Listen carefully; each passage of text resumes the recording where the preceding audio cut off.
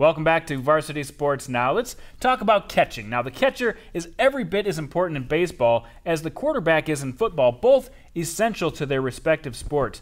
And this is a very difficult position to master. Yeah. We'll find out why. True story. For more on the former, we head back to the Ball-Yard Baseball and Softball Training Center in Fargo, where former NDSU and Fargo Moorhead Redhawks catcher Kole Zimmerman has some tips on becoming a better backstop.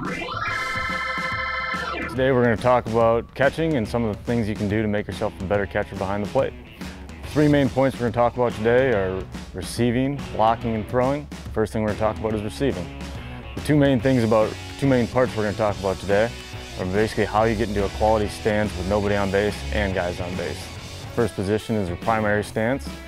Basically with a primary stance, you make your pitch call, set up your feet about shoulder width apart, and then you sink your hips down as much as you can. That way it'll bring your chest up and give your pitcher a good quality target. From there, you're going to position your glove basically between your knees, not fully extending your arm, but a nice relaxed hand so the pitcher has a target, and that way you can be nice and loose to catch the ball. The secondary stance is the position you're going to get to with guys on base. Feet are going to be a little bit wider than shoulder width apart, your butt's going to be a little bit higher in the air, and your weight's going to be slightly more forward because you need to put yourself in a quality position to block, throw, and control the defensive game. Your glove position is very similar. Glove out front, pitcher still has a quality target out between your knees. We teach guys a little bit with your throwing hand to tuck behind your glove. If they want to keep it behind their knee, that's okay as well. You just want to make sure you're protected whenever guys are on base. Potential is a foul ball there as well. Second part we're going to talk about today is blocking. The biggest thing we tell guys with blocking is you need to be willing to drive your knees as fast as possible so you can block the ball. To be able to block, you got to get into a quality secondary like we talked about before, with your butt a little higher in the air, weight a little bit forward so your knees can go straight into the ground and you get your body into position as fast as possible. And after you drop your knees, the first thing all players must do is tuck their chin into their chest. That way you avoid getting hit with any balls in the upper neck area, which is a real deterrent to anybody catching. Make sure you extend your arms tight to your body, cover up the hole between your legs. After a ball is blocked, hopefully it's in an area where you can make a play on it. What we do, we teach guys is what we call a gorilla.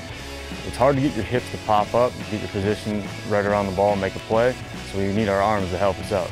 So we put both fists in the ground and use our hips and our arms to drive it back onto our feet so we can scoop up the ball and assess the play and assess what we need to do from there.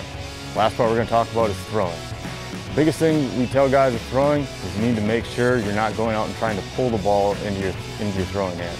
You need to let the ball travel from the pitch and let the ball turn your right shoulder so you can start to shift while the ball's in the air and get a little bit of a jump when a guy's trying to steal. As you're shifting your weight, letting the ball turn your shoulder, you want to take your back foot in your throwing motion and drive it forward out in front of you. That way you can cut down and throw to second base. In summary today, when you want to get your body in a quality position, you need to make sure your feet are flat on the ground and your body is in a good position to make sure you can catch. When you block, make sure you get your knees to the ground as soon as you can and cover up all the gaps. And when you throw, you want to make sure you're smooth, be able to cut the distance between home and second base. Those are the basics we touch on. If you want to learn more, come down to the ball yard and we'll teach you up. All right, our thanks again to Kole Zimmerman and the rest of the guys and gals there at the Ball Yard in Fargo.